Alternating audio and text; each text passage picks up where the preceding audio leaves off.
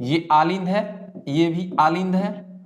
Okay, और ये जो बच्चों ध्यान देंगे, ये है जैसे कि हम यहां पर खड़े हैं तो ये जो हमारा हिस्सा है ये राइट वाला हिस्सा है और ये लेफ्ट वाला हिस्सा है। तो आप समझिए हम ऐसे ही हमारा क्या है, हर्ट है, इसी क्या है पोजीशन में है। तो इधर वाला जो हिस्सा होगा उसको हम कहेंगे राइट, और इधर वाला जो हिस्सा होगा उसको क्या कहेंगे बच्चों, उसको कहेंगे हम लेफ्ट वाला। चलिए हम लोग दिल की तो बात कर रहे हैं, चलिए तो इसको हम क्या बोलेंगे, दाया। ओके, इसको हम बोलेंगे बाया। अब नीचे है इसको हम कह सकते हैं दाया नीला, दाया नीला। ओके, और इसे कहेंगे हम बाया नीला, इस वाला हिस्सा को हम बोलेंगे बाया नीला, बाया नीला। ओके, तो यहां पर आपके देखिए एग्जाम में आपके ये भी प्रश्न पूछे जाते हैं कि मनुष्य का जो हृदय होता है उसमें कितने चैम्बर होते हैं। तो बच्चों थोड़ा सा समझिएगा, मनुष्य के हृदय में कितने चैम्बर होते हैं, 4 होते हैं। यानी कि देखिएगा 2 आलिंद और 2 निलय होते हैं, समझेंगे। ओके, लेकिन यहाँ पर प्रश्न कुछ और है, तो प्रश्न के हिसाब से हम यहाँ पे बात कर रहे हैं। लेकिन पूछा गया है देखिएगा कि ऑक्सीजन युक्त रक्त को हृदय से शरीर के विभिन्न हिस्सों में ले जाने वाली रक्त वाहिनियां क्या होती हैं। तो समझिएगा आप, देखिए अब यहां पर देखते हैं, ये जो है इसको हम कहते हैं ये वेना कावा है, यानी कि कहें तो ये वेन से रिलेटेड है। देखेंगे बच्चों वेना कावा, वेना कावा, इसको कहते हैं सुपेरियर वेना कावा, इसको कहते हैं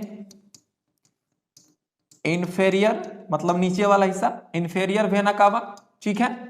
और ये है कोरोनरी साइनस, कोरोनरी साइनस।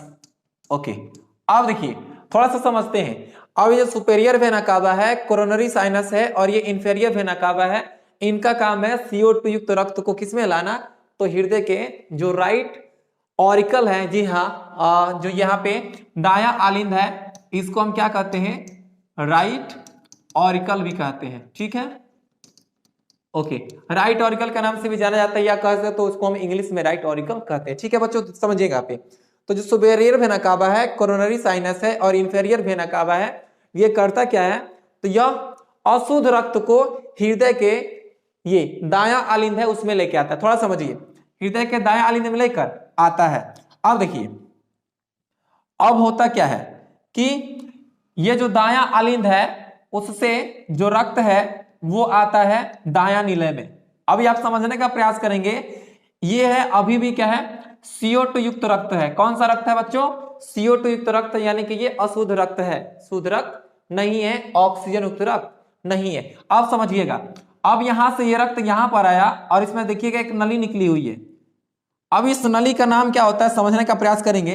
इस नली का नाम होता है फुफ्फुस धमनी, फुफ्फुस धमनी, समझिए इसका नाम है फुफ्फुस धमनी।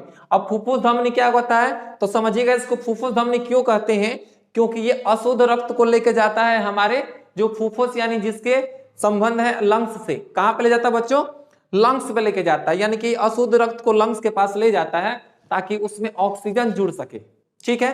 तो समझिएगा अब क्या हुआ, ये जो फुफ्फुस धमनी है इसने क्या किया, रक्त को कहां लेके गया, तो रक्त को यह लेके गया आपके लंग्स में। अब लंग्स में क्या हुआ, तो लंग्स में ऑक्सीजन रक्त में जुड़ गया, और उसमें जो कार्बन डाइऑक्साइड था वो क्या हुआ, तो बाहर चला गया, ठीक है।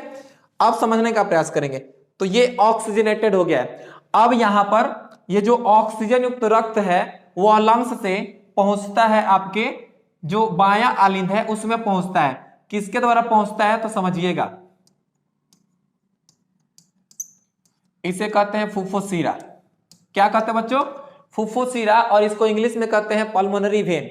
तो आप समझेंगे अब यहां पर जो रक्त आया है उसमें क्या है, ऑक्सीजन, यानी कि ऑक्सीजनित है। अब समझिए ये ऑक्सीजनित रक्त कहां, देखिए राइट, ये जो बाया आलिंद है उससे पहुंचेगा बाया निलय में, और बाया निलय से एक नली निकली हुई है जिसको कहते हैं अओर्टा। क्या कहते हैं बच्चों, अओर्टा कहते हैं। और अओर्टा क्या है, इसको हिंदी में कहते हैं महाधमनी, यानी कि कहीं ना कहीं क्या है, ये रिलेटेड है आर्टरी से। जो कि क्या करता है, ऑक्सीजन युक्त रक्त को, हाँ जी इसमें जो रक्त कैसा है, ऑक्सीजन युक्त रक्त है, तो ये ऑक्सीजन युक्त रक्त को क्या करता है, शरीर के विभिन्न हिस्सों में लेकर के जाता है। चाहे आपका ये हाथ दिख रहा है, हाथ हो, पैर हो, या हर एक हिस्सा हो, उसमें क्या करता है, ऑक्सीजन युक्त रक्त को लेकर के जाता है। तो बच्चों इस प्रश्न का जो सही जवाब है वो हमने यहां पर बता दिया है। आप ऑप्शन देखिए और टिक करते हैं फटाक से। देखिए कि ऑक्सीजन युक्त रक्त को हृदय से शरीर के विभिन्न भागों में ले जाने वाली रक्त वाहिनियां क्या कहलाती हैं, तो बच्चों क्या कहलाएंगी, उनका क्या नाम है, धमनियां। क्या नाम है बच्चों, धमनियां। नीला नहीं हो सकता है क्योंकि ये चेंबर है, ना ही आलिंद होगा और ना ही ये वेंस होंगे, क्योंकि आप यहां पे देख रहे हैं कि कहीं से वेंस क्या कर रहा है, ऑक्सीजन तो रक्त को हृदय से विभिन्न हिस्सों में ले जाने का कार्य नहीं कर रहा है। तो इस प्रश्न का जो सही जवाब क्या होगा, धमनियां।